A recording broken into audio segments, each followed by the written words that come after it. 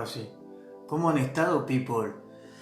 Y bueno, hoy quería hacer una entrevista, ¿saben? Pero no sé por qué tenemos problemas en Facebook ahorita para hacerla. Vamos a preguntar ahorita al brother.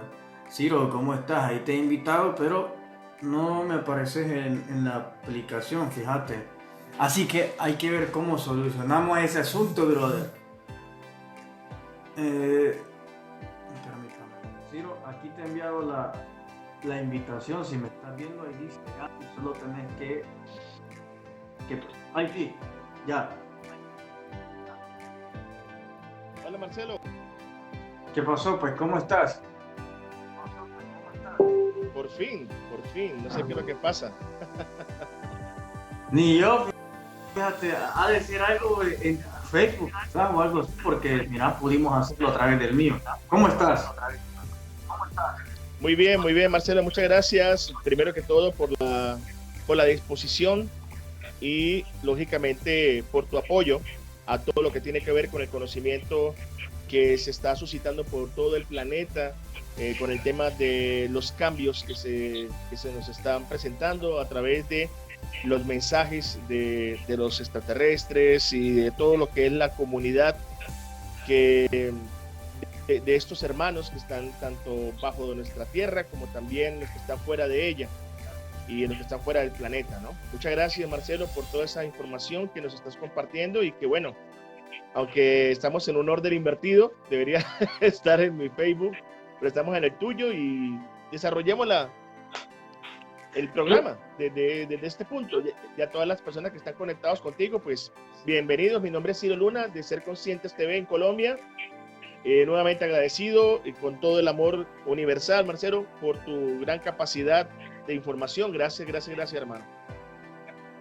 No, hombre, aquí estamos. Mira, les voy a contar un poco que esta entrevista tenía que salir con el amigo Ciro, pero tuvimos un problema, así que lo he invitado y la entrevista la vamos a hacer desde aquí hasta Colombia y donde quiera que ustedes nos vean. Así que empecemos, pues, Ciro. Listo, perfecto, Marcelo. Bueno, vamos a desarrollar una serie de preguntas y tendrás tu tiempo para, lógicamente, desarrollarlas, ¿no? Primero, el origen de Marcelo. ¿De dónde eres, Marcelo? Mira, fíjate que es una pregunta. Yo siempre tiendo a dar una respuesta bastante profunda, porque creo que todas las preguntas hay que verlas con profundidad. ¿De dónde, de dónde procede Marcelo? Sí, es que es así. ¿De dónde procedo o de dónde vengo? ¿Cuál de las dos? ¿De dónde procede? ¿Cuál es tu origen? Exactamente es una palabra que tiene, lo cantaste muy bien. ¿Cuál es el origen de Marcelo? Bueno, fíjate que todavía ahí se desenvuelve todavía algo mucho más profundo, porque yo creo que Marcelo es una persona que nace en El Salvador y luego se cría en México, en parte de México, y se termina de desarrollar en Suecia y en los países de Escandinavia. Ahora, en esa etapa de que sos a título Marcelo, que es el nombre que te identifica como sociedad, hay una parte muy elemental que es el desarrollo del ser. Entonces, a título, soy Marcelo, que puede ser perfectamente un publicista, un padre de familia, pero en el fondo creo que todos debemos de, de respondernos a esa pregunta: ¿quiénes somos realmente? Encontrarnos ese ser. Ahora, al que vos vas a entrevistar ahora, no es el típico Marcelo que es un padre de familia o un publicista, sino al ser. Y es ahí donde viene ahora la otra respuesta, que es más profunda, que el ser probablemente puede tener un origen dimensional distinto, planetario, cósmico. Entre todo eso que Dios, el Dios del cosmos, ha creado, pues pueden ser ahí todos los orígenes que podamos tener. Así que a ciencia cierta, por el momento, no te podría decir Marcelo, el ser, de dónde viene, pero a título terrenal, Marcelo Darín nace en El Salvador. ¿Has logrado intuir bien la pregunta, precisamente el origen? Tus memorias ancestrales o tus memorias que están allí en tus células y las memorias etéricas, porque toda materia tiene una parte etérica, porque todo está en todo. Por eso la pregunta, y lo intuiste muy bien. Entonces tú has logrado recordar ese origen? ¿Qué te han dicho los maestros de los cuales te asisten a ti, tanto los nórdicos como también los mayas, porque he venido siguiendo? Entonces tú ya debes de tener ya eso, por lo menos en un porcentaje alto de claridad sobre esos aspectos, esas memorias que gran parte de nosotros olvidamos al momento de exponernos en esta materia, en esa materialización del origen de la fuente divina, ¿no?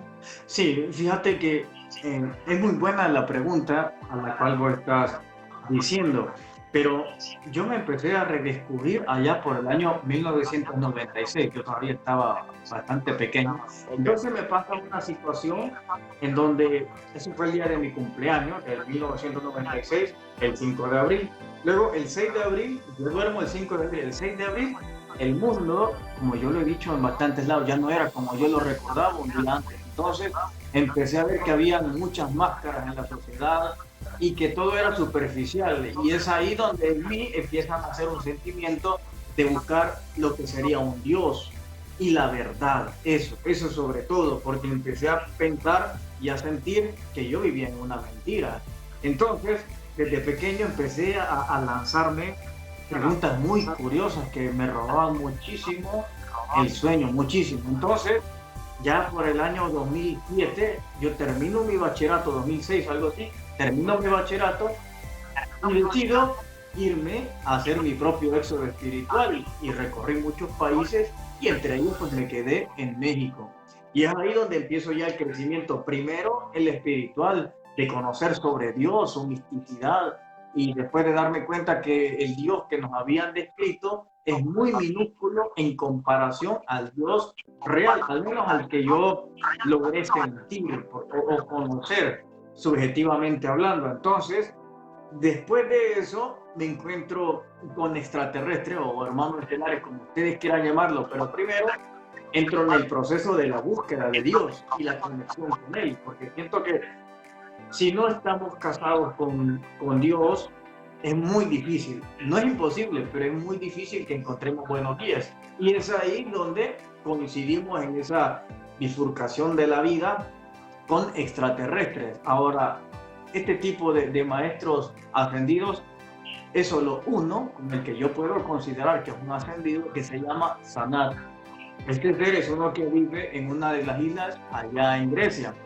Los demás con los que he interactuado no son maestros en sí propiamente como nosotros conocemos de ascendidos, pero sí están en un proceso evolutivo para llegar a ser lo que nosotros conocemos como maestros ascendidos.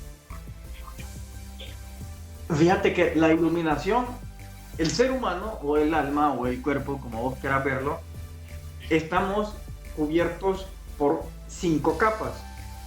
En cada una de estas 5 capas, cuando vos te vas quitando cada una de ellas a medida vos vas evolucionando, que la última capa de esta se llama Atman. El Atman es ya completamente el ser, en donde vos ya no necesitas ningún tipo de cuerpo físico, cuerpo astral o cuerpo emocional, sino que ya estás en la última capa, que es lo que se llama el Atman. Cuando llegas al Atman, es ahí cuando ya estás en la ascensión, cuando ya no tenés ningún tipo ni de deseos, ni de apegos, ni las emociones tienen influencia en vos y tampoco sos un ser que se motiva por las emociones. Entonces, cuando llegas a esta ascensión, es cuando ya te has quitado las otras 4 capas y con la última que te quedas, que se llama Atman, que es el ser, que en ocasiones te puede llegar instantáneamente, porque por alguna razón que yo no comprendo, no entiendo por qué este estado de iluminación no puede perpetuarse en esta realidad física. Te voy a citar unos ejemplos de esto. Viene Moisés, por ejemplo, viene Moisés y sube al Har Sinaí o al monte Sinaí. Estando en el monte Sinaí, él recibe la iluminación. Aparte de que su rostro se le ilumina por completo, él tiene un contacto con un ser, ya sea que ustedes quieran llamarlo, como ustedes quieran llamarlo, pero tiene un contacto con ese ser. Entonces, al tenerlo él, recibe la iluminación. Eso es como un punto. Y cuando baja Moisés, hay otras peculiaridades que nacen dentro de eso, porque hay muchas cosas que empiezan a cambiar dentro de Moisés. Ahora te vas a otro punto que es el caso de Jesús. En Mateo 17, si no me falla la memoria, él está haciendo ayuno y meditación y está con sus discípulos y hace la transfiguración. Otra vez ahí percibe la iluminación y es algo muy instantáneo como él logra percibir todo eso, pero después regresa a su estado normal. De ahí podemos ver otro punto que es Buda. Buda de igual manera recibe la iluminación, incluso él empieza a describir lo que es el nirvana. Buda fue el primero que empezaba a hablar que había como una especie de paraíso, algo que hay más allá físico. 1000 años, creo que él nace 1000 años antes que Jesús, pero él lo titulaba como el nirvana, la misma ascensión. Entonces la ascensión para mí pues es eso, es despojarte de estos cinco capas y quedarte con el Atman. Eso. Bueno, perfecto. Marcelo, Ahí. entonces, para poder desarrollar ese estado de Atman, ese estado del ser iluminado, ¿tú qué consideras de que nos metamos en esas fraternidades o esos grupos del conocimiento, o que podamos irnos a una montaña como esos seres que se iban y se alejaban de toda la inconsistencia humana de las ciudades para poder desarrollar ese estado de Atman? ¿Qué sugieres tú dentro de tus conocimientos que debemos de hacer? Bueno, fíjate que de lo que yo les puedo sugerir, que ojo, no estoy diciendo que esta es una ley universal que ustedes la tienen que hacer, pero lo primero que deberían de hacer es eliminar todo aquello que te robe la paz, identificar qué es lo que te roba la paz, ya eso, quitarlo, sea lo que sea. Eso es el primero, porque al vos adquirir paz, adquirís un estado de conciencia. Solo por medio de la paz, por esa misma razón, es que Jesús, es que Buda, es que Moisés, todos ellos se alejaban. ¿Por qué? Se alejaban para adquirir la paz. Estando en la paz, es que vos podés adquirir un estado de conciencia. Ahora, yo no les digo que se vayan a las montañas y hagan algo. Se me cayó el teléfono. Permíteme. Aquí lo voy a poner bien. Ahora sí. Bueno, entonces yo no les digo que se vayan a las montañas y que se escondan ahí. En serio.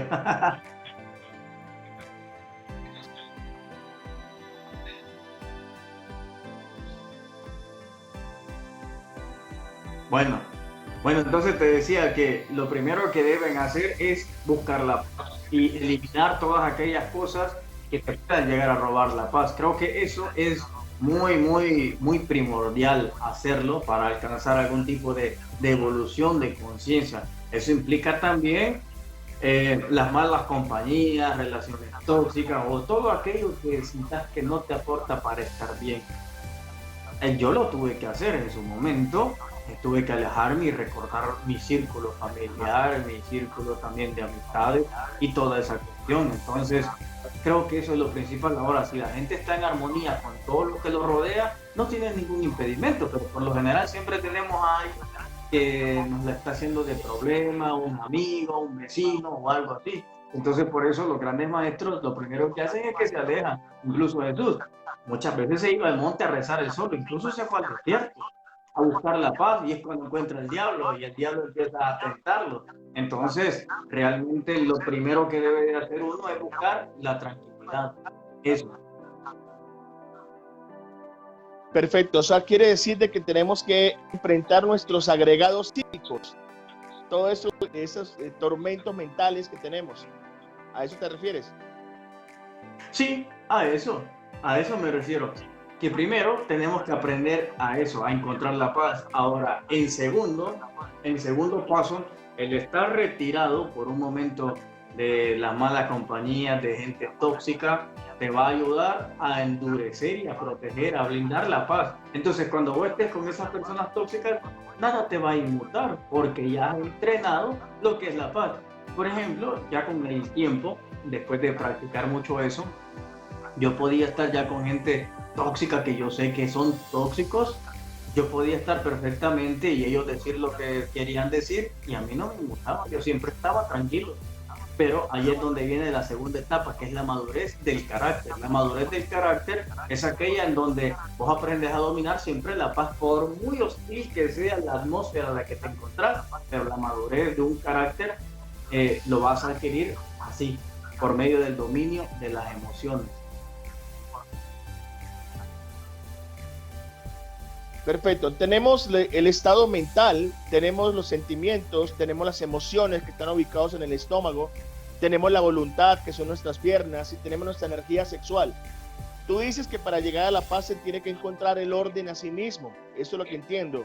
Quiere decir una coherencia al ser para poder llegar a ese estado supremo de ser el ser iluminado, ¿no?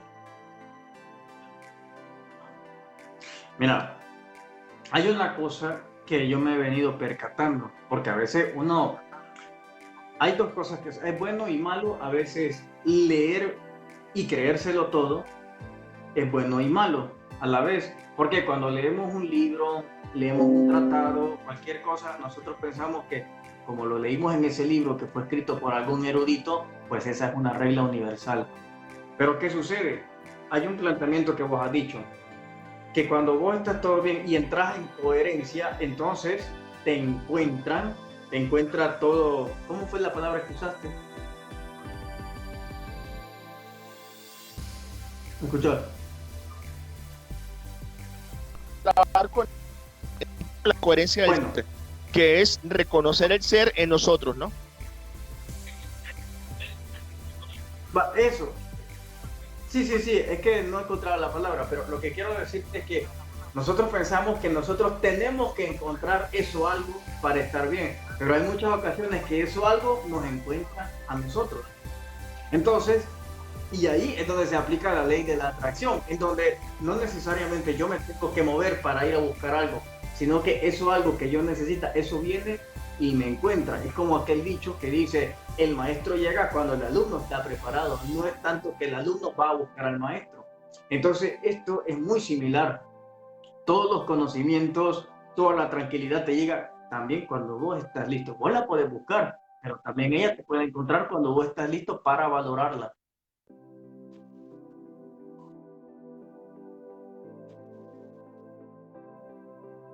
Los sabios, no me acuerdo bien si fue Sócrates, decía de que lo que estás buscando automáticamente se te materializa y eso que buscas se te muestra, pero antes de que no lo busques no se te aparece prácticamente. Es una interpretación mía, no literalmente que aparezca así en la historia.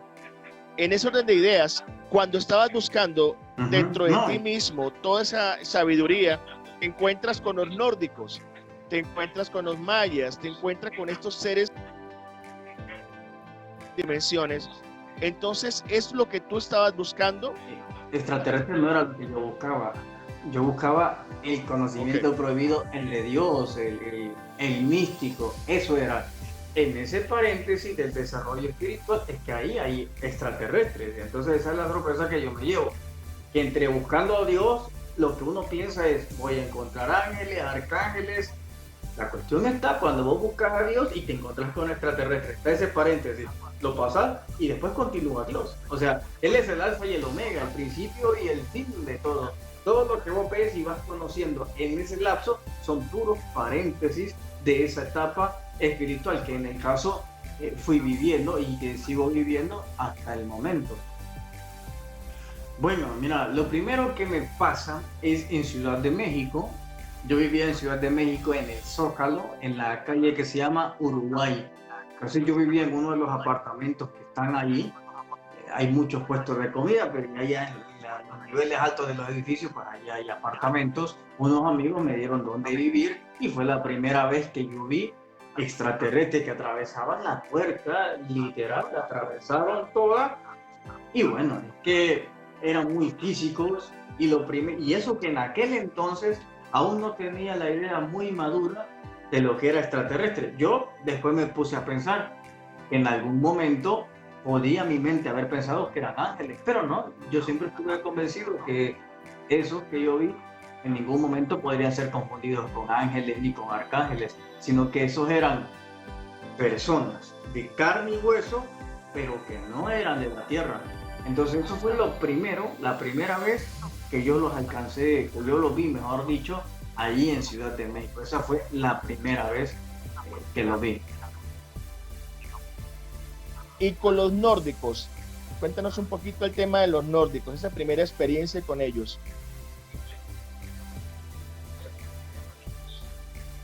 Bueno, la primera experiencia que tuve es acá, en Suecia. Fue en el 2015, no, 2015, 2016. Fue en octubre, el 20. De hecho, yo cumplía un aniversario del canal cuando pasó eso.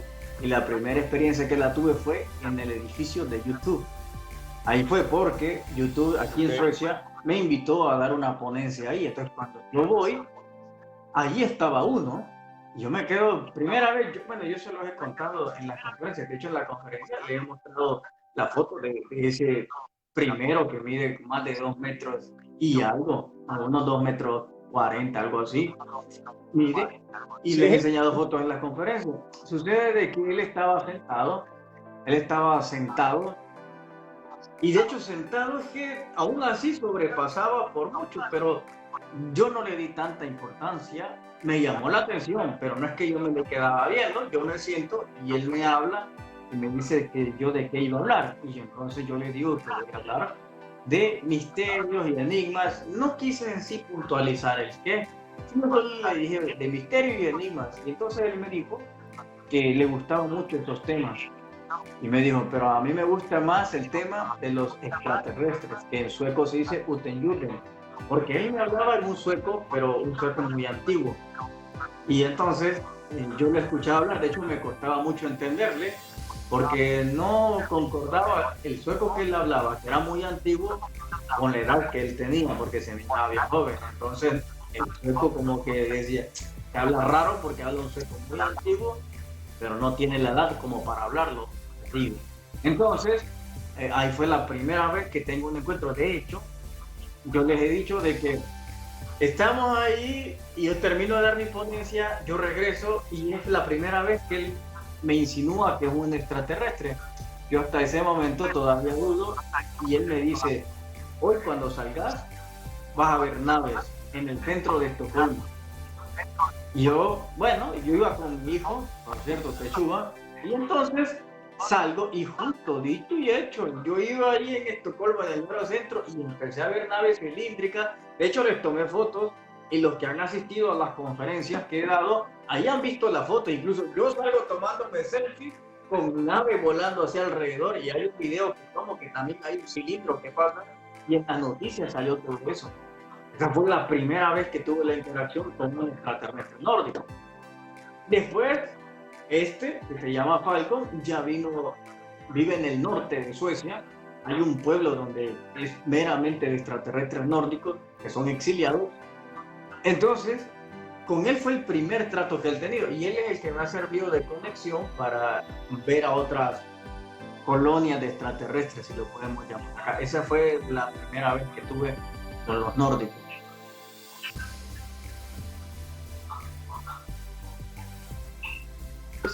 Esas zonas pues del norte de nuestro planeta.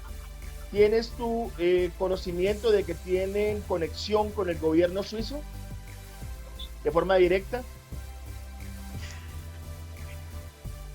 De forma directa no, pero sí de forma indirecta. Los extraterrestres sobre todo asesoran en algunos aspectos, en otros aspectos a veces dan pequeñas ayudas, canalizaciones, ¿sabes? Que a medida que yo me he ido envolviendo más, me percato que muchos de estos extraterrestres dan pequeñas ayudas a científicos a base de canalizaciones, pero después ellos creen que es una idea que se les ha ocurrido, pero son pequeñas ayudas. Incluso yo me sé una historia, pero yo te la voy a contar y puede que la crean y no.